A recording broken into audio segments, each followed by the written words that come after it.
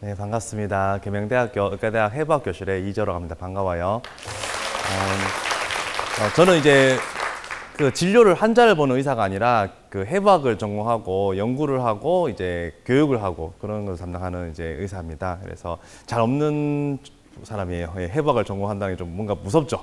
그런데 해부학이 무서운 내용이 아니라 우리 다 몸의 일부분이잖아요. 그래서 그것을 이제 그림으로 함께 유명한 그림과 함께 이렇게 좀 친근하게 다가갈 수 있는 시간을 마련하도록 하겠습니다. 제목이 미술관에 간 해부학자입니다. 이제 그 해부학이 사실 의학의 한 부분으로 유명하잖아요. 그런데 이제 미술하고 연관이 있습니다. 그래서 그 연관을 좀 하면서 해부학에 대해서 그리고 의학에 대해서 좀 친숙한 시간을 가져보도록 할게요. 제가 이제 의과대학에서 해부학을 가르치고 있고 학생들한테 수업을 많이 하다 보니까 학생 과장을 좀 하고 있습니다. 그래서 학생들하고 지내다 보면은 의과대 학생들이 공부를 못하는 학생들이 있어요. 이해가 안 가죠? 서울대 의대에도 공부를 하다가 학업을 못 따라가겠어요. 이런 학생들이 있습니다. 이제 공부라는 게 방법이 다양하고 목적이 다르다 보니까 수능 공부, 그다음에 고등학교 대입 공부는 잘 따라갔는데 또 의학 공부는 또 잘 못 따라가는 학생들이 있더라고요. 그래서 제가 이제 해부학이 가장 높은 그 허들입니다. 학생들이 진급하고 할 때. 그래서 어떻게 하면 좀 도움을 줄까 싶어서 해부학의 그런 용어들, 의학 용어라는 게 다 어렵거든요. 그래서 이거를 쉽게 좀 가르치려고 책을 쓰다 보니까 이 용어들이 대부분 그리스 로마 시대 때 그런 라틴어예요. 근데 라틴어 배우는 친구 있나요? 아무도 없죠. 저도 몰랐어요. 그래서 그걸 찾다 보니까 그리스 로마 신화의 그림들이 많이 나오더라고요. 그 그림을 보니까 약간 들어봤는데 싶은 게 많이 나오거든요. 그래서 그렇게 공부를 좀 하니까 도움이 되는 것 같고, 여러분들도 혹시나 의학 뭐 관심 있는 친구도 있고 뭐 보건계열 가면은 간호사든 물리치료사든 다 해부학을 비롯해서 의학을 배우거든요. 그래서 그 친구들한테 도움이 되는 내용을 한번 얘기해 보도록 하겠습니다. 이미 이제 해부학이라고 하면은 사실 의과대학 학생들만 하는 게 아니라 이렇게 구글 같은 데서 해부학 쳐보면은 뭐 이런 것들이 막 나와요. 이런 것들 다 미술하는 친구들이 그린 것 같기도 하고, 요즘은 다양한 사람들이 의학을 공부합니다. 특히 이제 예전에 의과대학, 치과대학, 한의과대학만 한다고 했었는데 요즘은 보건계열 학생들도 다 하고요. 체육, 미술, 예체능 담당하는 학생들도 많이 공부를 하고 있고요. 그다음에 뭐 필라테스, 요가, 헬스 트레이너, PT 선생님들도 해부학 공부를 많이 하십니다. 그래서 이게 다 여러분들 우리 몸에 있는 부분이잖아요. 조금만 공부하고 잘 사용해야지 건강하기 때문에 많이 이제 보편화된 지식입니다. 자, 그런데 의과대학생들의 그 학업량 이런 거 쳐보면 항상 나오는 게 해부학이에요. 이런 거. 이게 수업 시간 50분 중에 한 5분 분량입니다. 5분 딱 주고 이거 보이죠? 이거 다 외우면 돼요 하고 저는 웃으면서 쓱 넘어가는 그런 분량입니다. 저도 사실 전날에는 이거 보면서 줄집에서 공부 좀 하고 가야 돼요. 안 그러면은 상당히 어렵습니다. 그래서 어떻게 하면은 이제 학생들이 그래도 이왕 열심히 공부할 거 조금 더 와닿는 공부를 할 수 있을지 고민을 좀 하기 시작했어요. 자, 한번 어떻게 해야 될지 한번 보시면은 등에 있는 근육입니다. 등에 이렇게 넓게 이렇게 근육이 딱 있어요. 근데 이 근육 여러분들 한 번씩 다 들어본 근육입니다. 요 근육 혹시 이름 아시는 분 있나요? 예, 승모근 다 알죠. 여기 답이 있죠, 사실은. 예. 승모근 언제 많이 하나요?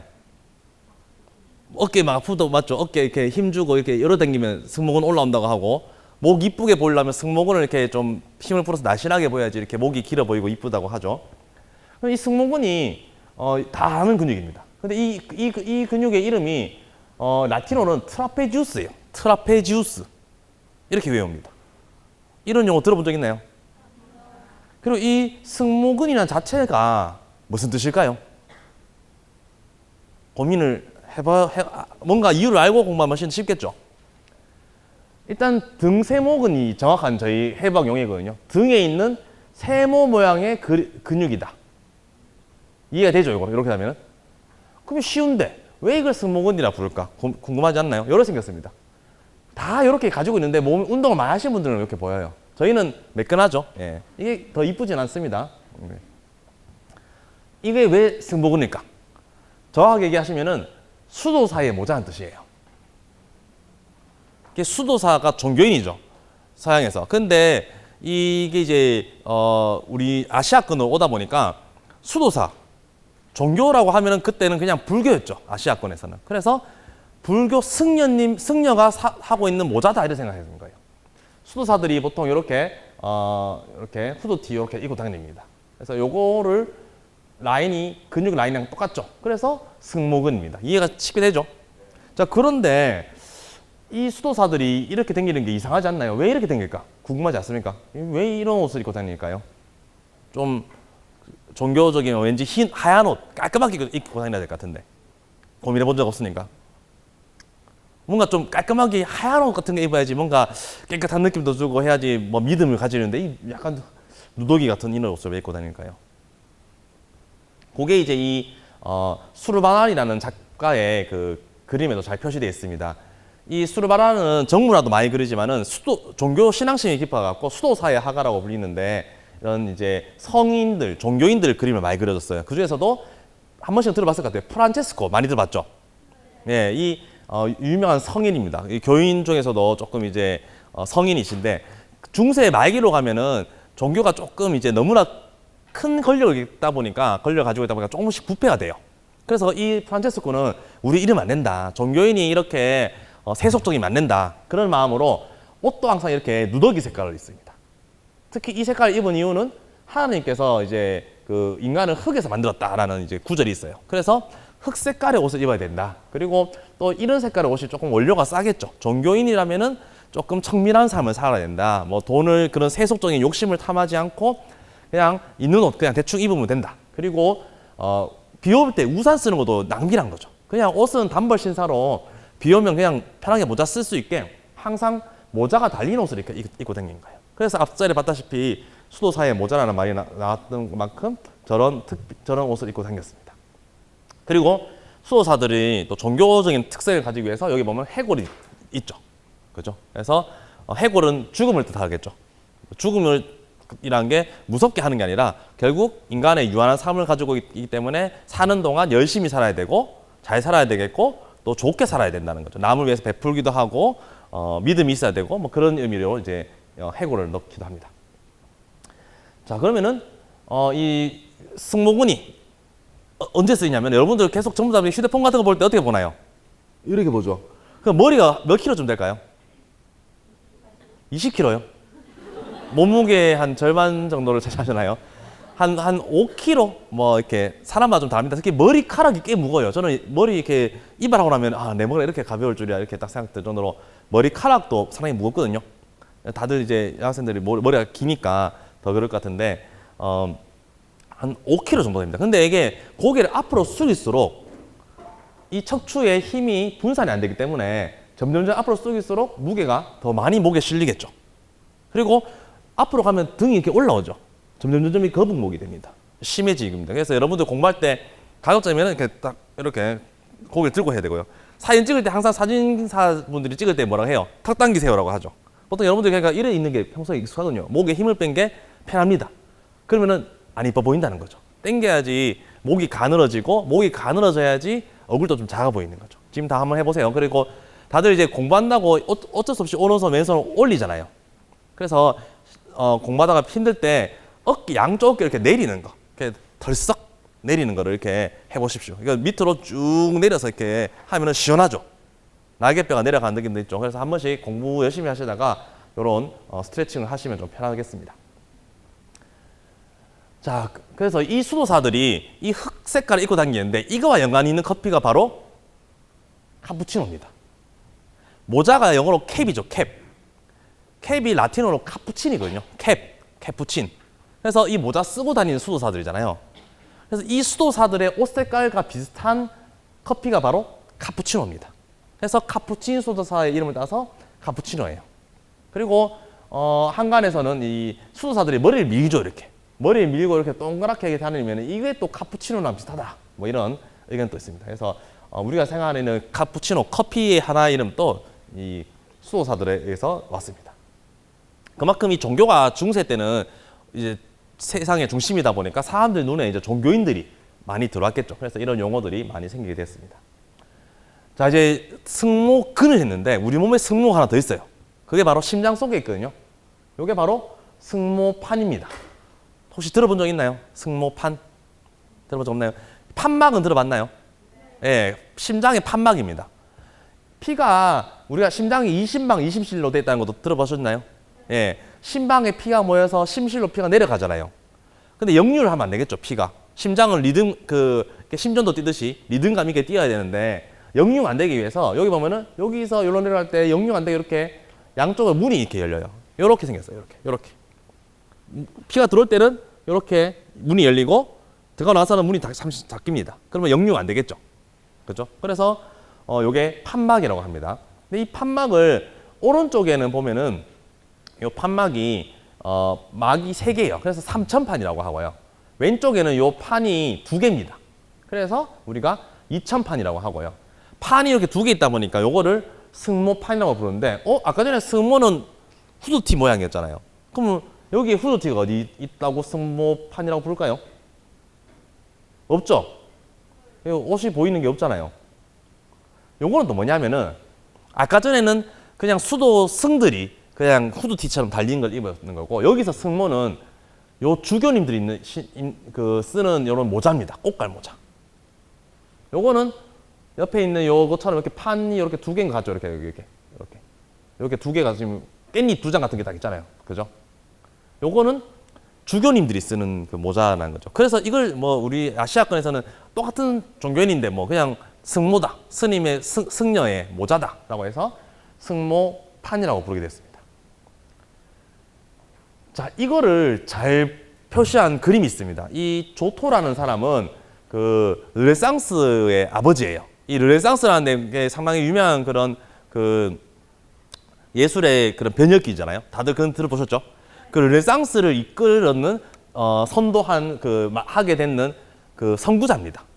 뭐 회화의 아버지라고 부르는 이 조토인데 이 사람도 이제 많은 이 프란체스코 성당에 프란체스코 아까 전에 그 성인 있죠. 그 사람의 일대기 같은 그림도 그리고 했는데 그 중에 하나입니다. 율법의 승리라고 주교님들 앞에 가가지고 바티칸 성당이 이제 메인 그 주교들이 계신 그 성당이에요. 거기 가서 카푸친 수도사 있죠. 아까 전에 그 이 후드티 입고 다니는 이 수도사들을 하나의 정식 종교를 인정해 주세요라고 지금 얘기를 하러 간 겁니다. 성인 뒤에는 이렇게 후광이 비쳐요. 차은우 같은 사람 보면 뒤에 후광이 있죠. 이 성인도 이렇게 후광이 있습니다. 이렇게 후광을 그립니다. 그래서 이 지금 프란체스코가 이렇게 우리의 같이 이렇게 카푸친 이렇게 모자를 쓰고 다니는 우리 수도사들을 하나의 종교로 인정해 주세요라고 이렇게 갔습니다. 주교님들은 좀 전에 봤던 승모판 같은 이런 모자를 쓰고 있는 모습이고요.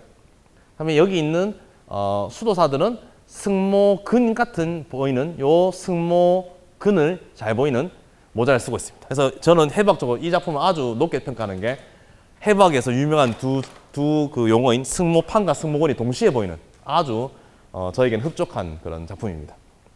자, 이 조토를 얘기했었는데 이 친구 때문에 그 르네상스가 시작됐다 했잖아요. 그게 이제 어디서 볼 수 있냐면은 피렌체에 가시면 두오모 성당이라는 게 있어요. 피렌체.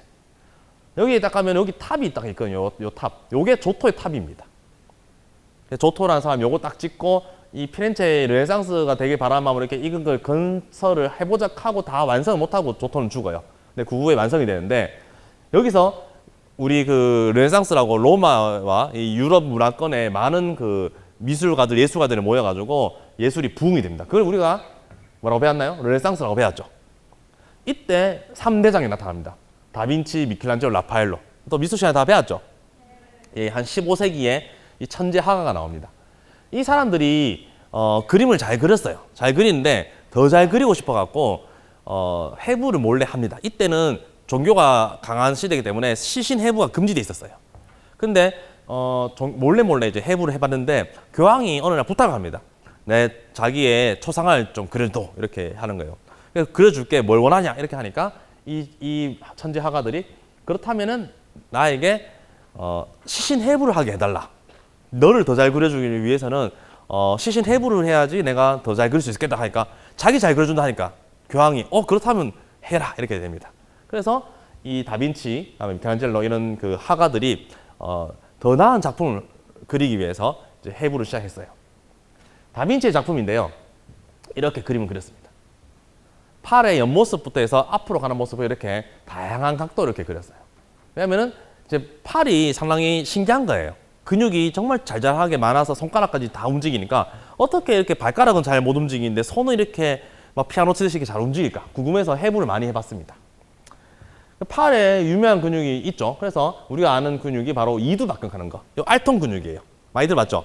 이 근육의 이름 보시면은 윗팔에 두 갈래의 근육입니다. 근육이 이렇게 두 개울이 이렇게 근육이 두 갈래예요. 이렇게 힘이 셉니다. 그래서 알통이 볼록 튀어나온 이유가 근육이 하나면 어떻게 했어요? 친구랑 싸울 때 싸우면 안 되죠. 머리를 잡으면 안 되죠. 그냥 뭐 몸을 이렇게 한 손으로 잡아당기기보다는 양손으로 잡아당기는 게 훨씬 힘이 세죠. 그죠? 그래서 갈래가 두 개입니다. 그래서 두 갈래인데요. 라틴어도 이제 보면 어렵지 않습니다. 바이, 이란 뜻이죠. 그죠? 바이가 이입니다. 뭐 비스켓 같은 과자는 두 번 구웠다고 비스켓이에요. 오늘 아까 전에 캡, 모자라는 뜻이죠. 머리죠, 머리. 머리가 두 개입니다. 그다음에 브라키는 뭘까? 이게 왜 팔일까? 예, 브라키오사우루스라고 들어봤죠? 브라키오사우루스. 예, 그게 팔이 긴 공룡입니다. 그래서 브라키가 팔이라는 뜻이에요. 자, 그러면 이 팔의 이 근육을 우리가 많이 쓰잖아요. 근데 이 근육을 딱 굽혀있는 걸 우리가 플렉스라고 하거든요. 이거 많이 들어봤지 않나요? 플렉스 해버렸지 하는 거. 여기서 나오죠. 여기 딱 이 친구가 설명 다 해줬어. 제가 할 걸 다 했습니다. 근육을 굽히는 거를 플렉스라고 하는데, 이런 포즈 딱 찍으면 어때요? 뭔가 쉽게 잘했다는 뜻이죠. 그래서 플렉스 했다는 거는 비싼 물건도 그냥 쉽게 산다는 뜻이에요. 운동 같은 거 하면은 운동할 때 뭔가를 쉽게 뭔가를 들었다. 무거운 거 들면 뭐 알통이 지금 부들부들거려야 되는데 딱 들면 힘이 있죠, 맞죠? 그러면은 가뿐하게 내가 해냈다라는 힘이 세다는 뜻입니다. 보통 그래서 운동선수들이 뭐 하고 나면 이런 포즈 많이 주잖아요. 그런 의미에서 플렉스라는 거는 이제 소비에서도 플렉스 한다는 거는 쉽게 산다는 의미가 되겠죠. 그래도 검소하게 살아야 돼요. 너무 이렇게 플렉스 하면 안 됩니다. 예.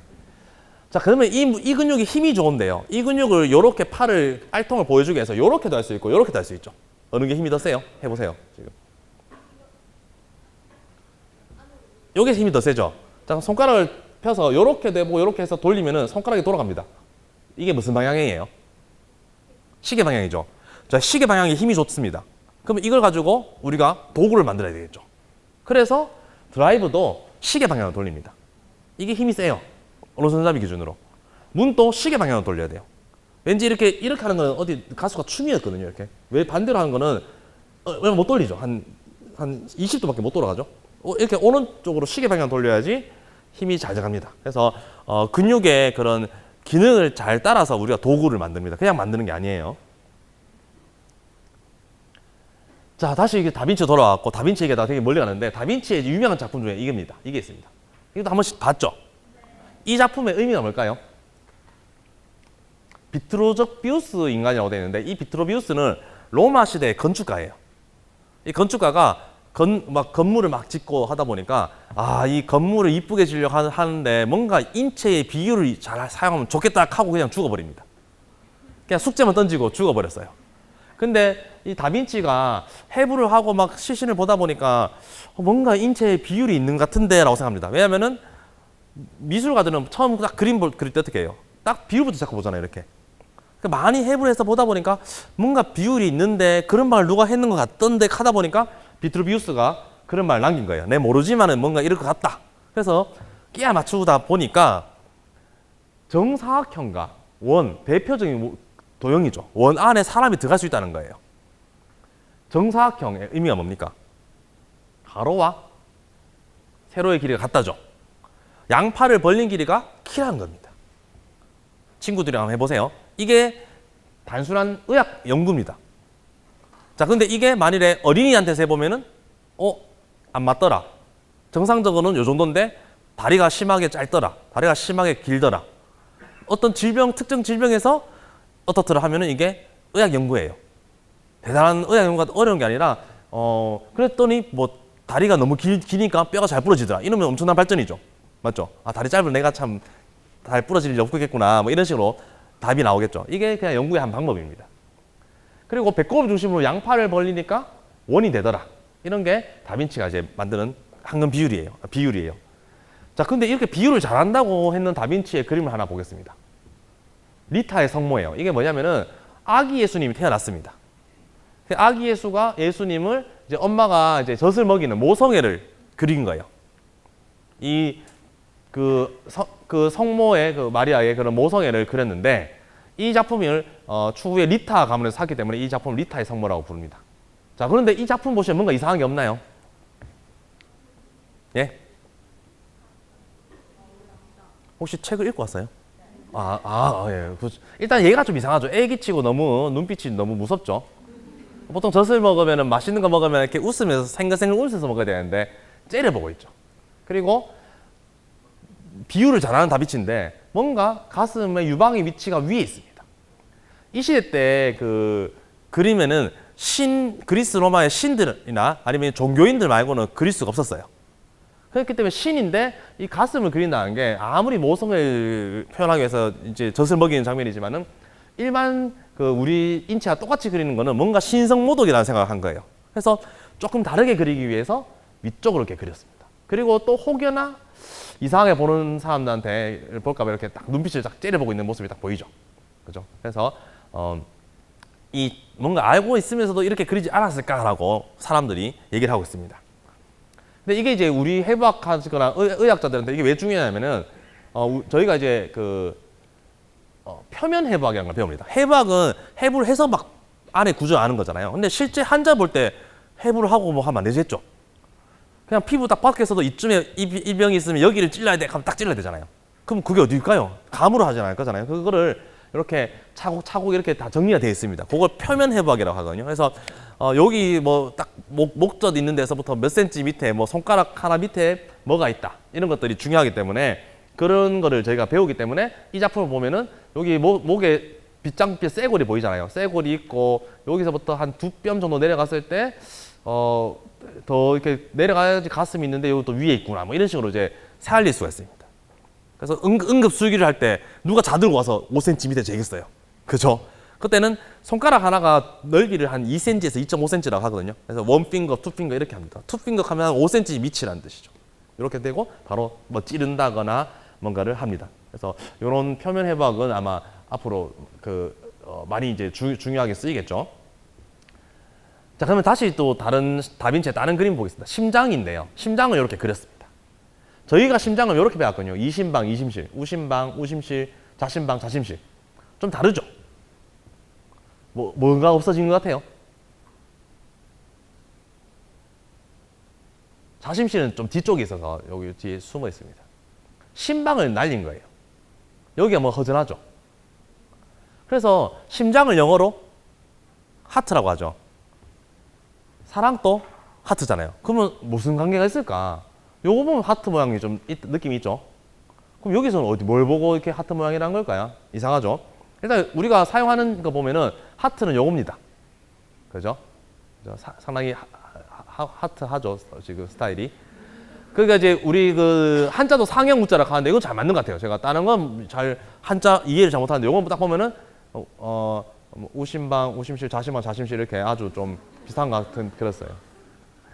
이제 이게 하트라고 하는데 이제 우리나라 아이돌들이 워낙 유명해져 갖고 외국에 가갖고 이렇게 사진 찍을 때 이렇게 하니까 외국 사람들이 왜 저렇게 손가락을 꼬고 있지? 뭐 마음에 안 드나? 이런 생각을 한 거예요. 처음에 이거 봤을 때 다 알았어요. 이게 하트인지. 똑똑하네요. 그래서 외국 사람들도 잘못 따라하면 이걸 잘못 따라하면 욕이 되죠.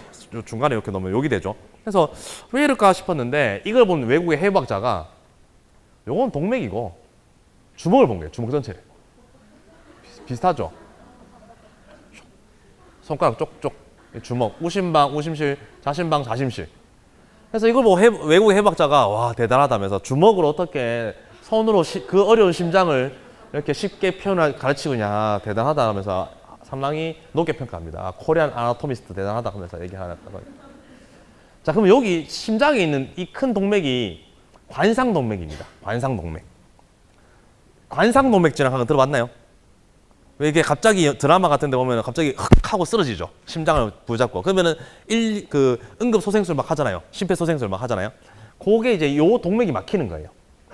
심장은 계속 뛰어야 되는데 순간적으로 조금이라도 피가 안 가면은 피가 안 가서 그 혈관이 막혀서 피가 안 가면은 심장이 안 뛰면은 위험해지잖아요. 그래서 중요한 동맥입니다. 근데 이 동맥 이름이 왜 관상동맥일까? 일단 설마 이관상일까요? 동맥이 관상이 좋으면 이상하죠. 이게 이관상 아니에요. 일단은 기억에서 잃어버리고 이거는 왜 관상이냐? 이 동맥의 모양을 혈관 조형술 해보니까 왕관의 형태라는 뜻입니다. 그래서 왕관의 상을 했다. 해서 관상 동명이고 영어를 읽어보니까 코로나리 아들이 이게 동명의 뜻이거든요. 코로나. 어디서 많이 들어봤죠? 이게 또 갑자기 왕관이 크라운이잖아요. 크라운. 크라운이 라틴어로 코로나입니다. 그러면은 이건 또 왜? 설마 일단 지구학 시간에 배운 코로나 있죠? 요것도 왕관이에요. 이거 왜 왕관일까요? 맞아요. 임금님 위에서 본 겁니다. 임금님 키가 작았어요. 근데. 그래서 여기 머리카락이고 위에 왕관이 이렇게 쓰여져 있는 모습이에요. 이게 달이 이제 태양을 가리니까 몰랐던 태양 주변에 열기가 보이는 거죠. 자, 이런 지식이 있었던 과학자들한테 어느 날 바이러스가 나타났습니다. 바이러스. 뭐겠어요? 코로나 바이러스입니다. 이래 생겼어요. 근데 실제로 이래 생겼습니다. 흉측하게. 그런데 요 현미경상에 이렇게 보이는 거예요. 비슷하죠? 그래서 이게 코로나 바이러스가 됐습니다. 코로나 바이러스는 주로 감기, 호흡기에 오거든요. 그러면 코로나 바이러스는 호흡기에 옵니다. 그래서 이거를 그 전에 예전에 사스, 메르스 이런 병이 있었거든요. 이거를 뭐라고 배웠나요? 이거는 급성 호흡기 증후군이라고 배웠고, 메르스는 중동 호흡기 증후군이에요. 여러분들의 영어 실력을 알 수 있죠. 누구나 읽을 수 있는 중, 동. 요건 모르겠고, 호흡기 신드롬은 이제 증후군, 잠시 지나가는 거니까. 이거는 감기처럼 잠시 지나가기 때문에 병이 아니고 신드롬이라고 부르고요. 리스퍼릿이 호흡입니다. 스프릿이 영혼이라는 뜻이거든요. 영혼이 들어갔다 나갔다 하는 게 호흡이에요. 리어가 다시잖아요. 리피트 뭐 이런 영어 시간에 많이 배우고 있죠. 그런 거 어는 잘 뜯으세요. 그러면은 여러분들 이제 사스, 메르스 약자인데 이게 중동 호흡기 증후군, 급성 호흡기 증후군이다. 신드롬이기 때문에 잠시 지나면 끝난다. 이렇게까지 알고 있습니다. 근데 코비드는 어떻게 됐어요? 디지즈가 이미 들어갔죠. 아직도 지금 저도 지금 저는 그냥 감기인데 이렇게 아직까지도 코로나 바이러스가 10,000명, 20,000명씩 나옵니다. 그래서 이거는 디지즈가 되어버렸습니다. 그래서 앞에 이런 수식어도 필요 없고 그냥 코로나 바이러스 디지즈. 상당히 짜증나고 귀찮았다는 거죠. 코비드 이렇게 지었습니다. 그래서 혹시나 여기서도 큰 발견에서 의학 용어, 뭐 질병명을 지을 때 예를 들어 제가 이거 발견했다. 이지오브 디지즈 이러면은 돌맞아요. 맞죠? 이렇게 한 거보다는 그 시대의 사회문화적인 그런 요구도가 있을 거잖아요. 그런 분위기에 맞춰가지고 이렇게 짓는 게 중요합니다. 이때 요거는 이제 중동에서 낙타 때문에 왔으니까 중동에서 왔다 해서 중동호흡기 증후군 뭐 이렇게 짓듯이 여러분들 중에 누군가 엄청난 과학자가 돼서 이런 새로운 질병을 발견한다 하면은 이름을 잘 지어주시면 좋겠습니다. 자, 그러면 이 코로나 시대 때 우리가 또 이걸 팬데믹이라고 하죠. 팬데믹. 팬데믹은 뭐냐? 이 데믹이라는 게 사람이라는 뜻이거든요. 모든 사람이 걸리는 감염병을 팬데믹이라고 합니다. 판이라는 게 그래서 모든이라는 뜻이에요. 이 판이 들어가는 건 모든인데 판시 중에서 가장 유명한 분이 바로 판도라입니다. 도라는 선물이거든요. 그래서 모든 선물을 다 모아서 만든 게 바로 이 최초의 여성이에요. 그런데 딱 하나 이제 말을 안 들었죠. 열지 말라 했는데 상자 열어가지고 여기서 이제 나쁜 게 다 튀어나왔다. 이런 게 판도라의 상자의 내용이잖아요. 이 워터하우스라는 작가는 약간 이 신화에 나오는 여신들을 좋아합니다. 아름답게 이렇게 여신을 그리는 거 되게 잘 그려요. 그래서 이 판도라 상자 열어가지고 이제 뭐 불행도 나오고 뭐 이렇게 됐다 하는 건데 이 판시가 제가 모든이라는 뜻을 했는데 이건 또 어디서 튀어나왔냐면은 목신이 있었습니다. 판이라는 목신이 있었어요. 얘가 이제 보시면은 얼굴은 사람이지만은 하반신은 염소 이런 그 상황 약간 동물이죠. 그래서 인간이기도 하고 동물이기도 한 모든 그 형태를 가지고 있다는 의미에서 판이기도 하고요. 얘가 또 약간 요즘으로 치면 조금 추태를 부리는 변태 할아버지입니다. 여신들이 지나가면은 갈대숲에 숨어 있다가 까꿍 하고 나타나요. 얼마나 놀라겠어요. 그러니까 지금 하고 놀래죠. 그래서 따라가고 있습니다. 근데 간혹 또 잘 맞춰주는 애들은 같이 춤도 춰줘요. 네, 이렇게. 이렇게 버릇이 나빠졌는지 할아버지가 이랬습니다. 그러니까 이제 이 여신들 사이에는 이 갈대숲을 지나갈 때마다 얘를 만나면 안 되는데 피해야지 이런 항상 경계를 합니다. 그런데 어디든 피해가도 어디서든 나타나요. 그러니까 이 사람들 속에는 어디 가든지 모든 곳에 있다. 이런 의미에서 판이라는 거는 모든 의미를 가지고 이 판의 이름 따서 만든 그 병이 바로 패닉이 빠진다고 하죠. 공황장애라는 의미가 되겠습니다. 판으로 된 게 되게 많아요. 판으로 된 게 사진이 긴 거를 파노라마라고 하죠. 파노라마. 그다음에 약 중에서도 판콜 감기약 있죠. 콜드가 감기잖아요. 감기에 걸린 모든 증상을 없애준다. 판콜. 여러분들도 뭐 지을 때 판 머시기 하면 싹쓸이 이런 거잖아요. 그런 겁니다. 근데 제가 감기 안 먹는데 감기 안 낫고 있어요. 자, 그럼 우리 몸에도 판씨가 하나 있거든요. 이게 판크레아스입니다. 췌장이에요. 췌장 이자 하면 다들 뭐가 기억나십니까? 네? 아, 너희 췌장을 보고 싶어. 지금 저녁 시간이라서 배가 고프죠? 네. 또 췌장암에 걸리면 예후가 안 좋다 이런 말도 들어봤을 거고. 예, 이 지금 위치를 보시면은 위가 이만해요. 아주 큽니다. 그거 되게 이렇게 있고요. 위가 이만한데 그만큼 크죠. 색깔도 노래요. 그래서 처음에 봤을 때는 지방 덩어리처럼 봤습니다. 그래서 큰 지방 덩어리처럼 있다라는 의미로 해서 판씨이기도 하고요. 이 췌장이 하는 역할이 소화 효소를 분비하기도 하죠. 그걸 이제 외분비라고 합니다. 외분비. 관을 통해서 호르몬을 분비하니까, 분비물을 분비하니까. 그다음에 당뇨병과 연관되는데 인슐린도 분비를 해요. 그걸 이제 내분비라고 합니다. 내분비. 그래서 얘는 외분비도 하고 내분비도 하고 이 역할을 다 하는 거예요. 분비라는 이 두 가지 기전을 다 하는 유일한 장기입니다. 그러니까 하는 일도 모든 일을 다 한다. 이러면서 판씨가 이제 판이라는 의미를 가지게 되었습니다. 자, 이제 다빈치를 끝내고 미켈란젤로 넘어가겠습니다. 미켈란젤로는 조각가예요. 이렇게 세계 3대 조각 중에 하나인 이렇게 피에타를 조각한 사람이었는데 인상이 좀 어때요? 강하죠. 조각가인데 성격이 조금 강합니다. 그러다 보니까 이 시기 질투하는 사람이 많아갖고 이 조각가한테 뭘 시켰냐면은 천장화를 그리라 시켜요. 여러분들한테 내가 조각가인데 천장화 그리라 하면 하겠어요, 안 하겠어요? 안 하는데 성격이 나쁘기 때문에 합니다. 자기는 천재인 거 알거든요. 그래서 이 천장에 누워서 이렇게 그림을 그립니다. 그리고 이 최후의 심판이라고 엄청난 이런 작품까지 이렇게 그려놨습니다. 여기서 이제 가장 유명한 작품들 이리 쭉 있는데 여러분들 눈에 띄는 거 뭐 있어요? 천지창조 많이 보셨죠, 이거? 항상 친구하고 이제 농담 삼아 이렇게 따라하고 했던 이건데요. 하나님께서 최초의 인간인 아담을 만들었습니다. 그래서 이 아담한테 이제 만들고 나서 이성과 생명을 불어넣기 위해서 오셨어요. 자, 근데 이 장면이 뭐 이상한 거 없습니까? 여러분들이 이 상황이다. 날 만들어준 하나님이 오셨는데 버릇없이 누워가지고 한쪽 다리 이렇게 걸쳐가지고 자, 왜 그랬을까요?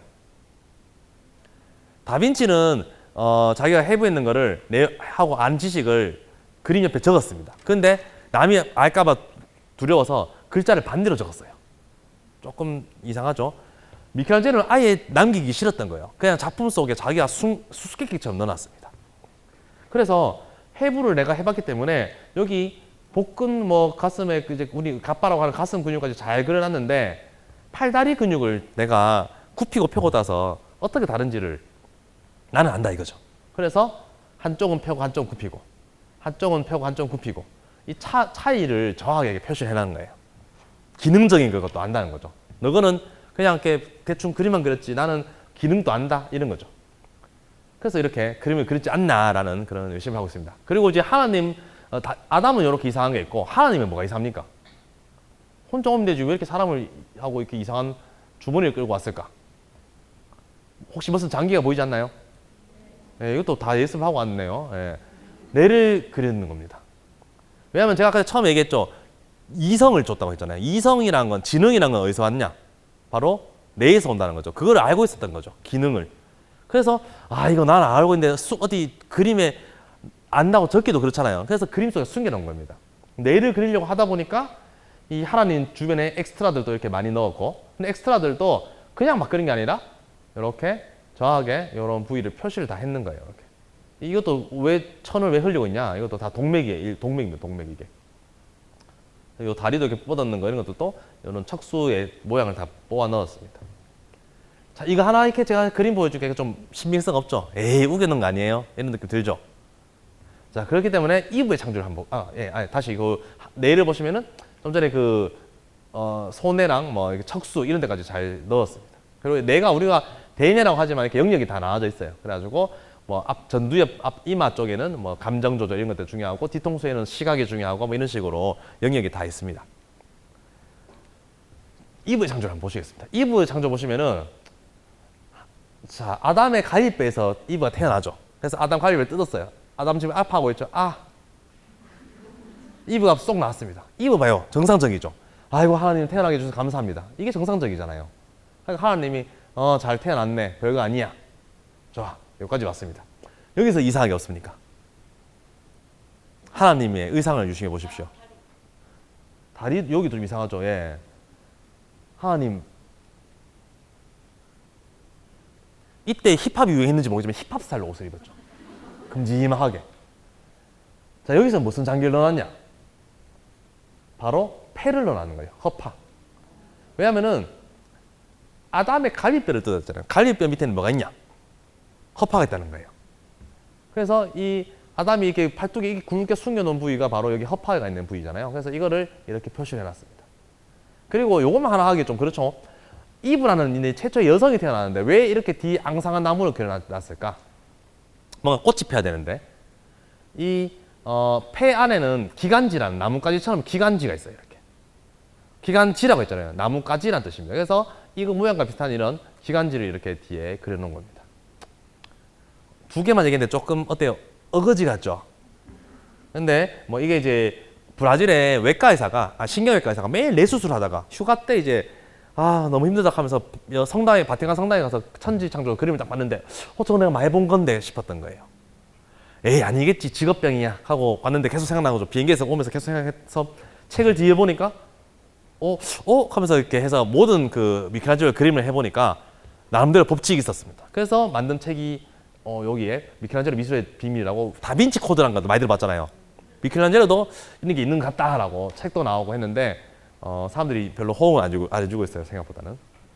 근데 이런 거 좋아하시는 친구들 읽어보시면 재미있게 읽으실 수 있을 겁니다. 자, 이제 두 명의 작가 했는데 이제는 다음으로 좀 다른 또 작품들을 한번 보러 가겠습니다. 이제 르네상스가 지나갔고 이제 다른 작품이에요. 이제 워터하우스라고 제가 앞서 그 그리스 로마 신화에 나오는 여인들을 잘 그리는 그 작가가 있었습니다. 그 사람이 뭘 그리냐면 주로 ним프를 많이 그렸어요. ним프는 흔히 우리 요정이라고 하죠. 친구들끼리 야, 니 요정 같다, 뭐 ним프 같다 하면서 뭐 좀 선물 사주고 싶을 때 그렇게 많이 얘기하죠. 예, 선물 받고 싶을 때 이쁘다 하면서 얘기할 때 ним프라는 용어 쓰잖아요. 이게 물의 성령입니다. 그래서 이렇게 물의 호수의 연못에 이렇게 사는 그런 하급 신인인데요. 이 ним프 중에서 가장 림프라는 뜻이 그 우리 몸에도 있어요. 바로 림프절, 림프구 이런 겁니다. 씻어준다는 물이 깨끗한 그런 신들이잖아요. 그렇기 때문에 우리 몸에 그 혈관 같은 걸 씻어주는 나쁜 세포들 잡아먹어주는 그런 역할을 하는 게 바로 림프절이에요. 평소에는 쪼만하게 있다가 감기에 걸렸다거나 하면 림프가 붙죠. 편도가 붙고 하는 게 다 림프가 붙는 겁니다. 그래서 림프절도 들어보셨을 거고 림프관, 림프구 이런 것들이 다 면역세포인데 이 물의 정령 림프에서 유래를 했는 용어입니다. 림프 중에 가장 유명한 게 바로 이 에코라는 아이가 있는데요. 제우스가 헤라랑 결혼했어요. 근데 제우스가 바람을 많이 피워 다니죠. 마음에 드는 여신들, 인간들 다 만나고 다닙니다. 그러니까 헤라가 한 번은 현장을 잡으려고 계속 준비를 했어요. 그런데 그 딱 현장을 잡으려고 바람핀 장면을 딱 보러 갈라 했는데 에코가 자기 친구가 나와가지고 헤라가 나탔다고 이제 소리를 지릅니다. 그래서 헤라가 도망가 버리니까 헤라가 그 장면을 못 잡았어요. 그래서 네가 말해서 그래 이러면서 에코는 말을 못하게 만들어 버립니다. 말을 못하기 때문에 남이 했는 말만 따라하게 돼요. 그걸 우리가 메아리로 하죠. 그래서 에코가 메아리죠, 메아리. 야호 하면 돌아오는 겁니다. 그래서 그거의 원리로 만든 의학 기계가 바로 초음파죠, 초음파. 그러니까 초음파를 우리가 에코라고 하기도 하죠. 그래서 이 에코가 이렇게 불쌍하게 살다가 사랑에 빠집니다. 그게 누구냐면은 바로 나르키소스랑 나르키소스를 사랑하게 됩니다. 나르키소스는 그 신계에서 그때 차은우급이에요. 잘생겨갖고 모든 ним프들이 얘를 좋아합니다. 근데 이 에코는 말을 못하죠. 고백도 못하고 이렇게 쳐다보다가 죽습니다. 그러면 이제 이런 마음이 있죠. 내가 못 가지지언정 아무도 가지면 안 돼. 그래서 이 신들한테 빕니다. 나르키소스가 누군가 사랑에 빠지지 않고 자기 자신에게 사랑에 빠졌으면 좋겠다라고 빌었는데 신들이 또 이런 걸 잘 들어주죠. 그래가지고 나르키소스는 자기 자신을 보고 너무 잘생겼어 이러면서 사랑에 빠집니다. 그래서 자기가 강한 사람 보고 우리가 뭐라고 해요? 나르시즘이죠. 예부 때문에 생긴 겁니다. 결국은 너무 잘생겼어 못 참겠어 하면서 물에 빠져갖고 죽게 돼요. 슬프죠. 그래서 이 연못에서 태어난 이 꽃이 바로 수선화예요. 노란 요거를 수선화도 그래서 나르키소스라고 하고요. 이 수선화가 우리 옛날에 뭐 좀 의학이 발전하지 않았을 때 뭐 아프면은 된장 바른다 뭐 이런 얘기 어르신들 하시잖아요, 맞죠? 서양에도 똑같습니다. 그때는 화학 그런 양품이 없기 때문에 아프거나 하면은 이런 천연 약재들을 이렇게 뭐 나무에 즙을 간다거나 뭐 이런 데서 이제 천연물을 이용해서 약물을 썼어요. 그래서 수선을 써봤더니 약간 진통 효과가 있는 거예요. 그래서 이 나르키소스의 이름을 따서 마약을 진통 마약 효과를 나르코틱이라고 합니다. 요즘 마약에 대한 문제가 심각한데 절대 하면 안 돼요. 예. 자, 그다음에 이제 또 다른 신화를 한번 보도록 하겠습니다. 그 루벤스도 이제 이런 신화 그림을 많이 그렸는데요. 가장 유명한 작품 중에 하나입니다. 파리스의 심판이라고. 좀 전에 봤던 헤라죠. 헤라는 제우스의 와이프입니다. 그리고 여기 아프로디테라고 미의 여신, 그리고 제우스의 딸인 아테나가 있습니다. 세 명의 여신이 있는데 이 제우스한테 누가 황금 사과를 주고 가요. 가장 아름다운 여신에게 주라고. 와이프고 딸이고 누구한테 못 주겠는 거예요. 그래서 이 목동인 파리스한테 네가 골라라 이렇게 시킵니다.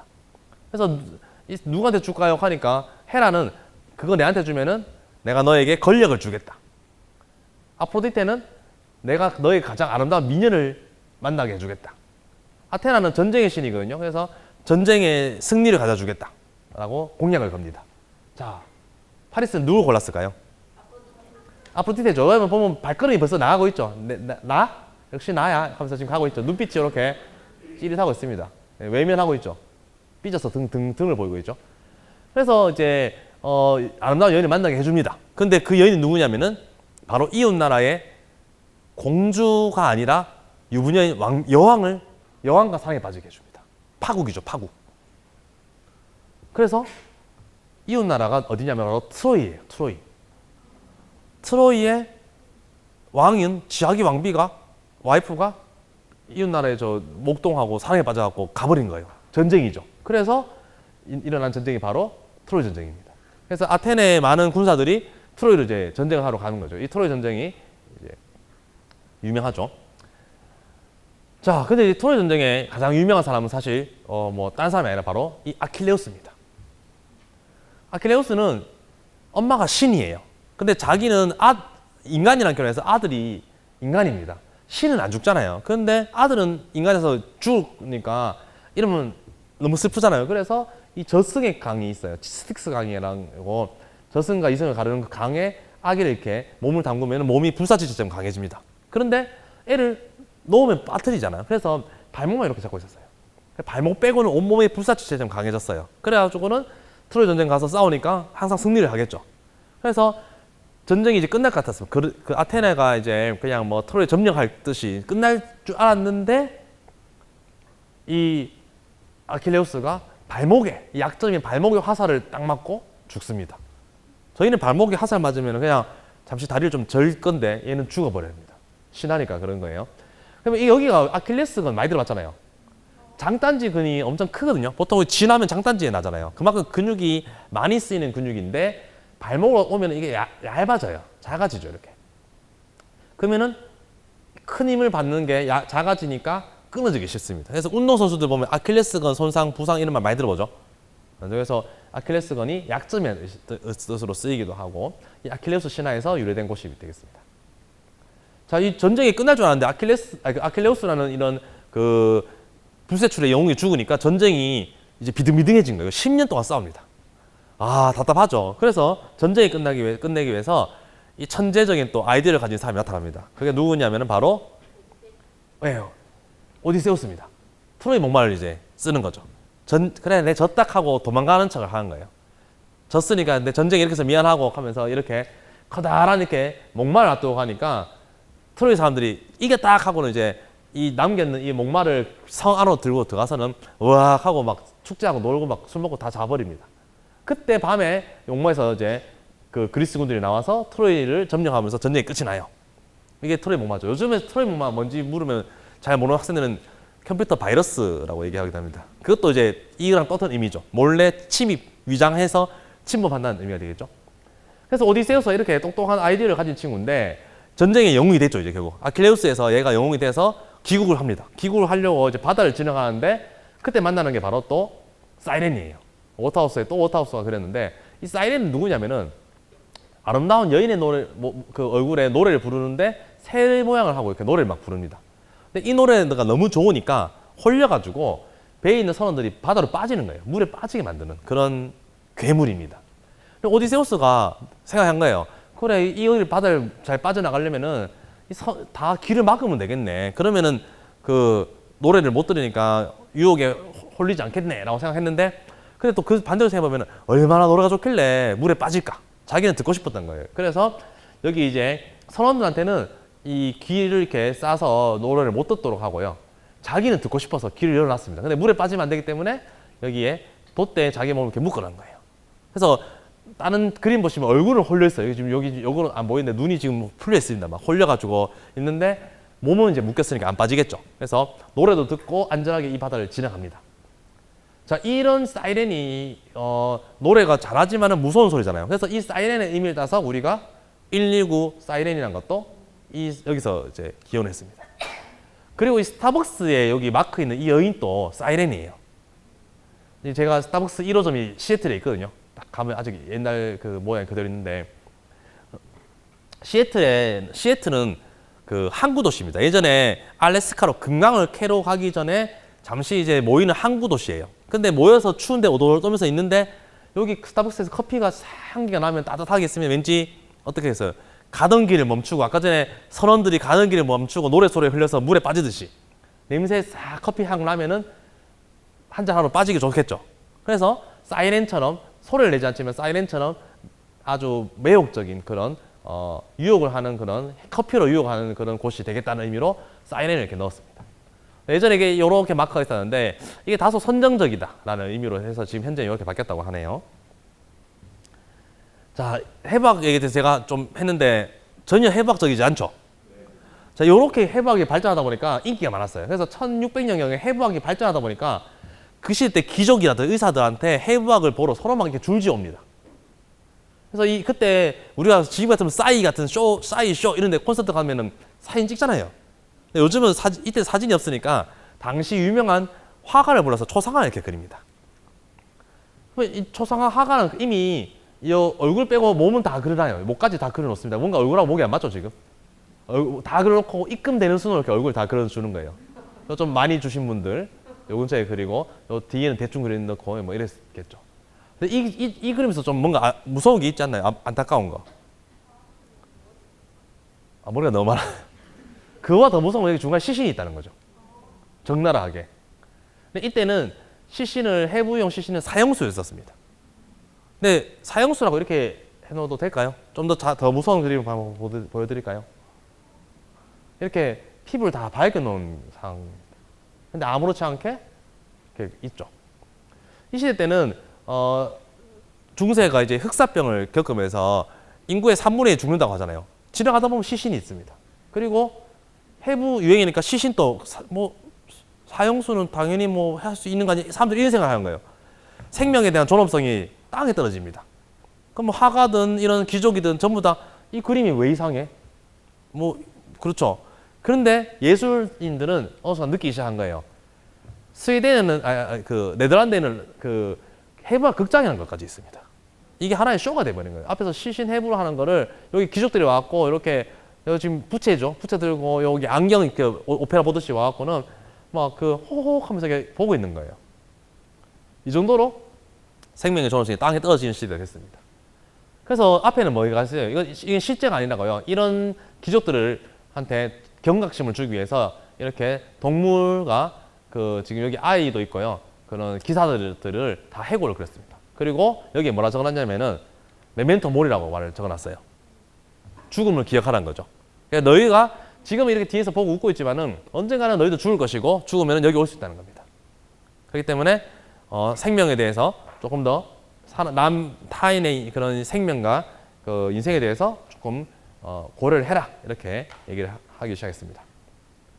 시대가 이제 상당히 문제가 있다는 거죠. 생명에 대한 존엄성이 없는. 또 이 말고도 어떤 작품이 있었냐면은 정물화에도 이런 풍이 있습니다. 여러분들 정물화를 그리면 뭘 놓고 그리겠어요? 과일 세잔이에요. 네. 또 사과, 귤, 고우 같으면 해바라기, 이런 거 막 그리잖아요. 일단은 좀 있어 보이는 걸 보통 놓고 싶겠죠. 비싼 거, 남들한테 없는 거. 그래서 이 유럽의 이 시대 때 이 일본도거든요. 긴 칼. 이거는 바다를 건너서 내가 아시아까지 와왔다는 엄청난 경험을 자랑한 거죠. 지금으로 치면 나 전 세계 일주 갔다 왔다 이런 거 자랑하는 겁니다. 바다 갔다 온 흔적. 나는 악기도 잘 다루고 책도 많이 읽었고 진기품 있는 돈도 많은 사람이다. 라는 거를 어필하고 있죠. 근데 그 중심에 뭐가 있나요? 곧 죽는다는 겁니다. 부귀 영화와 지식의 유한함을 있어봤자 그래서 바니타스라는 말은 헛되다는 뜻이에요. 그럼 헛되니까 대충 살아라는 말이 아니고 겸손하고 이런 것들도 잘 나눠주고 이게 중요하다는 것을 그리고 싶었던 겁니다. 그래서 이거를 정물화해서 바니타스 화풍이라고 해요. 여기도 이제 오스트레빅은 여성 화가인데 꽃을 잘 그립니다. 꽃 정말 아름답게 잘 그렸죠. 자, 꽃은 뭘 의미할까요? 아름다웠지만은 결국 시든다는 거죠. 그래서 꽃이랑 이 1600년도에 이 지구본은 뭐예요? 지구가 돈다는 걸 처음 알았는 거죠. 와, 신기하다. 그때는 유럽은 증오만 있는 사는 줄 알았거든요. 그래서 더 가면 바다 떨어진다고 생각했잖아요. 근데 지구가 둥글다는 걸 알았고 모래시계라는 것도 알고 와, 나 과학도 알고 미도 하는 아주 똑똑한 사람이야 라고 하면서 중간에 해골을 넣어놨습니다. 그래봤자 한 인간으로서 유한한 인생을 살기 때문에 정신 차리고 살아야 된다는 거죠. 그래서 해부학이지만은 그 속에 해부학, 의학이지만은 인문학이 항상 숨어 있습니다. 최근 몇 년간 교보문고나 이런 데서 몇 년간 그 베스트셀러들 보면 대부분 인문학 서적이 많다고 해요. 요즘은 경제 서적도 많습니다. 주식, 부동산 이런 책도 많아지고 있다 하는데 인문학 서적이 가장 많아요. 왜 그러냐면은 어떤 전공을 하든 간에 결국 우리가 인간 사회 속에 살기 때문에 그 지식을 나누고 뭔가 베풀고 교류를 하기 위해서는 인문학이 있어야 되는 거죠. 인문학에 위해서 좀 전에 봤던 그림을 오스트레빅은 몇 년도 작가로서 이런 그림을 그렸다. 이게 인문학이 아니에요. 저 그림을 왜 그렸을까? 저 시대 때 왜 그렸을까? 저걸 통해서 내가 뭘 할까? 하는 게 인문학입니다. 모르는 사람들은 인문학 하면은 그림은 그렇게 알아야 되고 칸트는 이런 말을 했다. 무슨 사상이다. 이런 거를 공리주의다. 이런 것들 있잖아요. 이런 것들을 외우는 걸 인문학이 생각하는데 그런 건 인문학이 아닙니다. 내가 삶에 있어서 나를 더 행복하게 해주고 남과 더 행복하게 또 지낼 수 있고 이걸 해주는 게 인문학이거든요.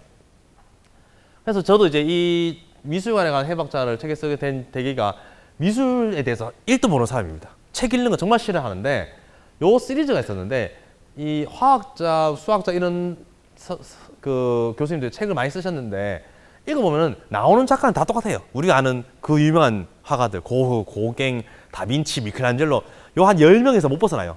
한 10명, 20명. 그 똑같은 작가들의 똑같은 그림인데 전공이 다른 거에 따라서 쓰는 말이 다 다른 거죠. 물론 일부는 개인의 사견이기도 하고 또는 누구나 공감할 말이기도 하지만은 그만큼 지식이 이렇게 다양하게 나눠져 있는 거고 또 남의 그런 의견을 보면서 그건 그렇네 또는 어떤 거는 그건 아니네 왜 이럴까 이렇게 생각을 하는 거죠. 그러니까 친구랑 싸우지 않더라도 왜 쟤는 또 다른 생각을 하네 니 왜 그렇게 생각하는데 이게 아니라 너 왜 그렇게 생각할까 한번 생각해 보는 거죠. 그런 걸 하면은 좀 공감도 되고 소통도 되고 하는 그런 게 좀 좋아지지 않을까 생각하고요. 이제 의사들은 지금 요즘 의대 정원 간호부대에 많이 지금 좀 변혁의 시기에 와 있습니다. 근데 의사들은 뭔가 자기들 거에 지금 강한 이유가 위기감이 많거든요. 점점 시대가 의학 지식이 의사들의 전유물이 아니거든요. 앞으로 많이 발전시키기 위해서는 더 많은 사람들이 여기에 뛰어들어야 됩니다. 그래서 기계를 만드는 사람, 다음에 신약 개발하는 사람들, 다음에 데이터 구축 같은 거는 이제 통계라든지 이런 거 전공하시는 분들이 보통 만들어요. 이런 분들이 의학 쪽에 많이 들어와야지 의학도 발전된다는 걸 이제 알기 시작했고요. 특히 가장 무서운 부분이 이제 IT. 저희 그 TV가 집에 한 70인치 정도로 보통 60인치 이렇게 있잖아요. 크다 한 요즘 80인치 나오죠. 100인치도 금방 나올 것 같은데 100인치를 못 사는 이유가 있죠. 우리 집에 그 놓기가 벽이 집이 좀 좁아서 100인치 이상 놓기가 쉽지 않잖아요. 저희 맞죠? 집이 막 크지 않은 이상 이런 하기 어렵잖아요. 야외도 아니고. 그럼 이 뛰어난 이 기술의 디스플레이를 가진 사람들이 뭘 만들겠어요?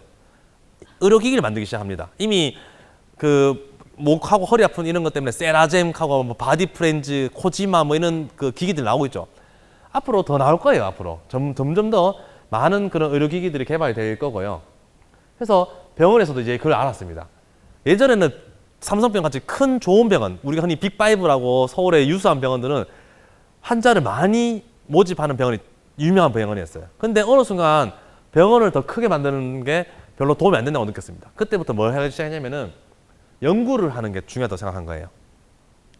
우리가 지금 이 코로나 시국에 만일에 이 백신을 만들었다면 어떻게 될까요? 우리나라의 위상이 엄청 올라갔겠죠. 그걸 만든 사람은 지금 부귀영화의 문제가 아니라 아마 몇 년에 노벨상도 받을 거예요. 엄청난 그런 인정을 받겠죠. 그리고 삼성병원이나 서울의 주요 병원에 뭘로 돈을 벌었냐면은 병원의 환자를 보통 병원에 개인 병원 가더라도 계속 의사쌤이 그 환자 보고 차팅하고 있죠, 뭔가. 그 프로그램이 개인 병원은 사실 뭐 1차원급으로 만든다 하면은 대학병원은 엄청 잘 만들어야 되겠죠, 그거를. 그죠? 그거를 만들었는 게 서울의 주요 병원에서 만들었어요. 그 프로그램을 잘 만들었거든요.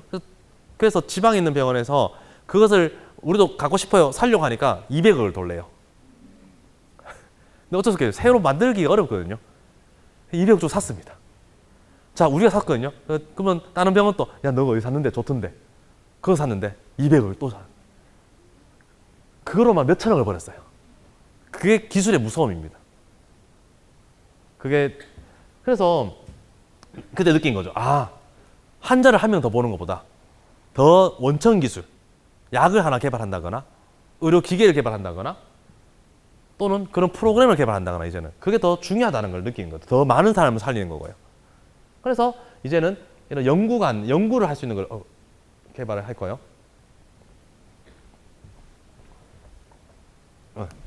개발을 하고요. 그 다음에 질세라, 연대에도 보면은 이런, 딱 봐도 건물 보면 아주 미래의학적인 느낌이 들죠. 미래의학연구센터라는 것을 이렇게 개소를 합니다. 연대 가니까 또 질 수 없죠. 고대는 더 막 비행기 할 줄 같은 건물을 지금 짓고 있어요. 저는 저보고 뭐 비행기 내리나, 뭐 헬리콥터 내리나, 뭐 이러면서 얘기하는데 다 이제 이런 걸 짓습니다. 뭐 인구가 감소하고 뭐 그것도 있어요. 그렇지만은 우리가 가야 될 길은 이제 연구 개발이라는 거죠. 그러면은 이걸 누가 하냐? 건물만 까지같이 삐쩍하게 잘 지어놓으면 뭐 하겠어요. 결국 우리가 열심히 할 사람인데 만들자거든요. 그래서 뭐 저희 대학에 지금 인상 실습 히포크라테스 선사하는 모습인데요. 학생들이 열심히 해야 되고요. 생명과학자들이 연구를 열심히 해야 됩니다. 자, 근데 연구라는 거를 연구 열심히 한다는 건 누구든지 막 하면 되죠. 근데 항상 드라마나 영화 보면 뭐예요? 이상한 거 만들어서 동물 막 이상하게 하고 심지어 사람한테도 하고 연구 윤리가 중요하거든요. 좋은 결과를 내는 것도 중요하지만은 내 목적을 성취하기 위해서가 다가 아니라 좋은 연구 결과를 가져가는 게 중요합니다. 가끔은 왜 그런 거 있죠. 뭐 되게 유명한 사람이 횡령하는 거 보고 저 사람 돈 많은데 왜 횡령하지? 돈 잘 버는 뭐 그런 좀 유명한 사람입니다. 뭐 연예인일 수도 있고 정치가일 수도 있고 뭐 그런 사람인데 재산이 분명 많은데 횡령하고 보면 우리가 이상하게 생각하잖아요.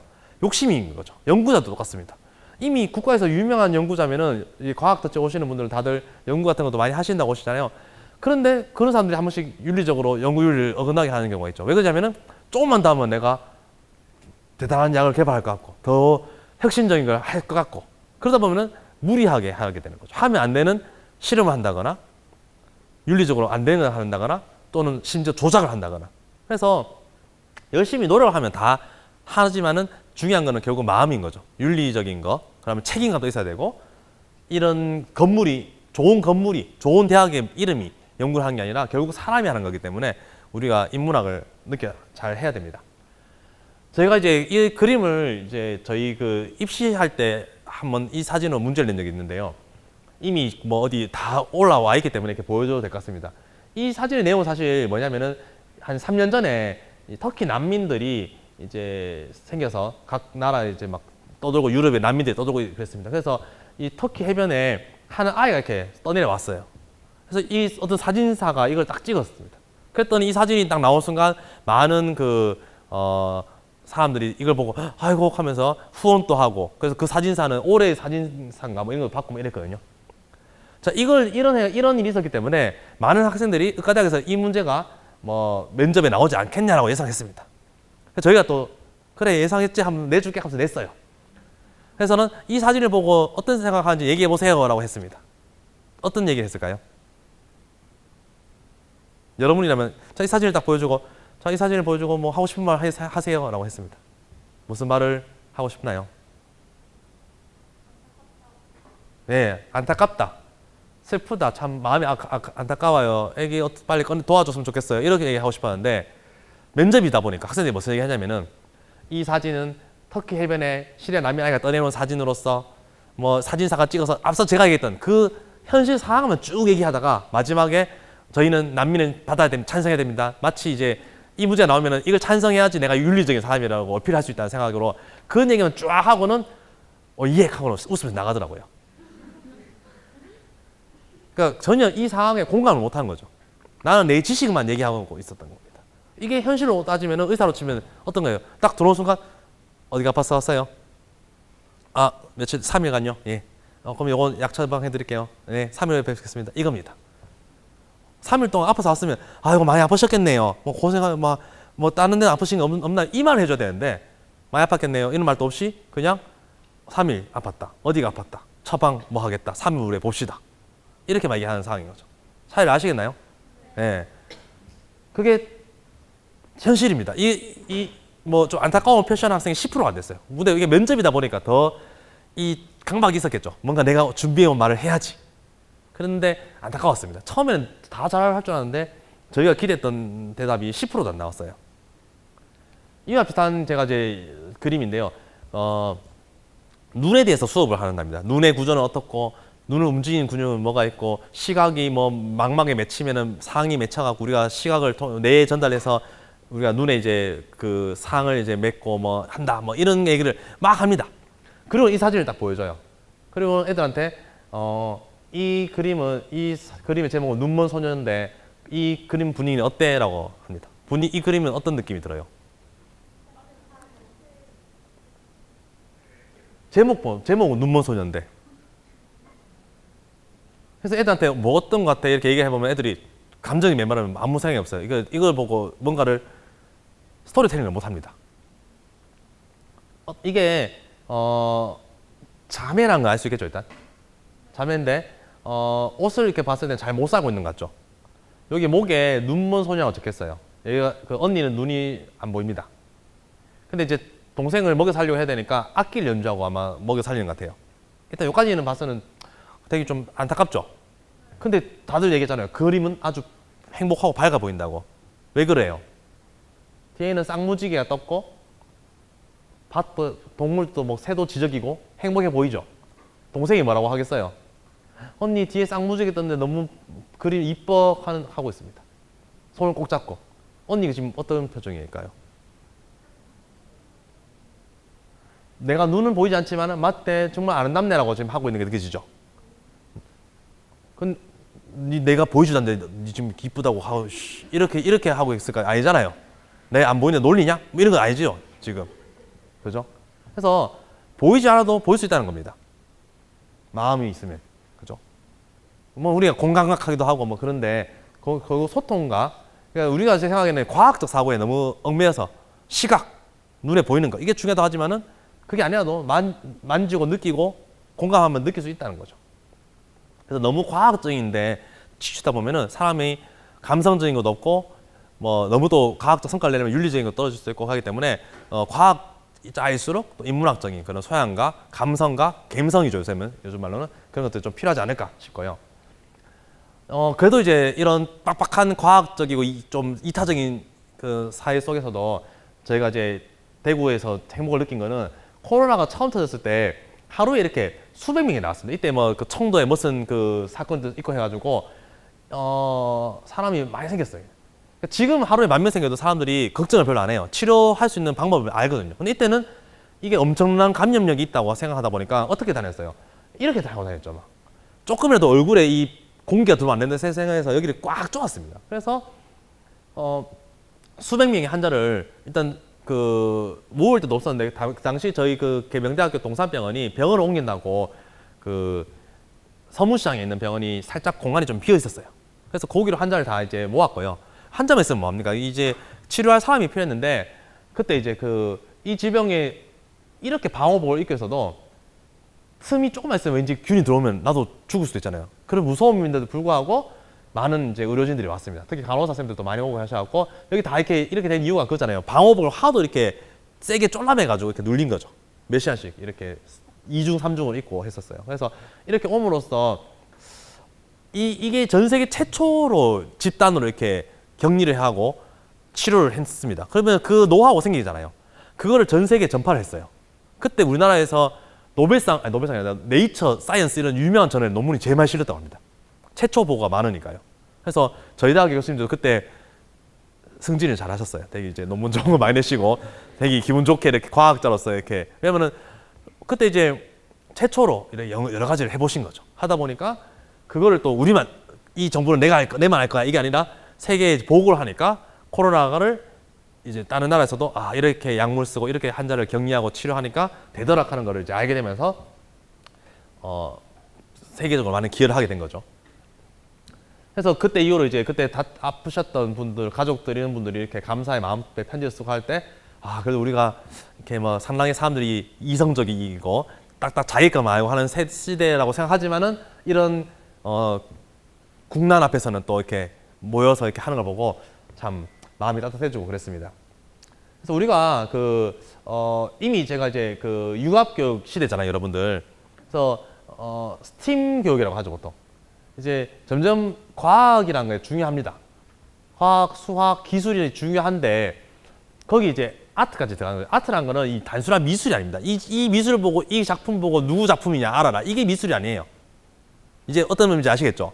이 그림 보고 이 작품의 하풍은 누군가 바니타스 하풍이다. 이걸 아는 게 중요한 게 아니죠. 이 그림의 속뜻은 뭘까? 이 시대 때 이런 그림이 왜 유행을 했고 왜 필요했을까? 이런 걸 아는 겁니다.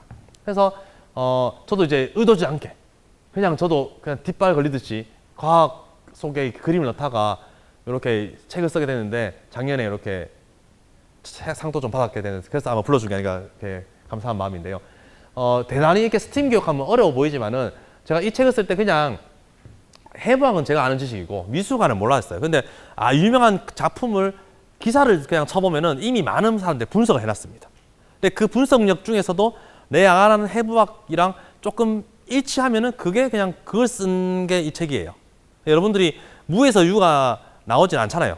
그죠? 그래서 이미 우리가 지식들이 사람들이 많기 때문에 그걸 잘 합치면은 좋을 것 같고요. 특히 의사들한테도 이게 중요한데 이 드라마 보면 많이 느끼실 거예요. 이게 인기가 많았었잖아요. 일반적인 의학 드라마랑 좀 차이가 어떤 게 있었을까요? 혹시나 보셨을 때 어떤 걸 느끼셨나요? 따뜻하죠? 보통 다른 의학 드라마 보면 항상 딱 첫 회 이렇게 시작합니다. 응급 환자가 막 와요. 막 다른 의사들이 와서 어떻게 하면서 막 이렇게 하는데 막 안 되겠어 할 때 갑자기 주인공 나타나죠. 천재 의사. 다 비켜 하면서 이렇게 다 나타납니다. 수술 막 하면서 살려냅니다. 역시 하면서. 그런데 이 영화는, 이 드라마는 그런 것보다는 여기 딱 써있죠. 평범한 우리라고 돼 있죠.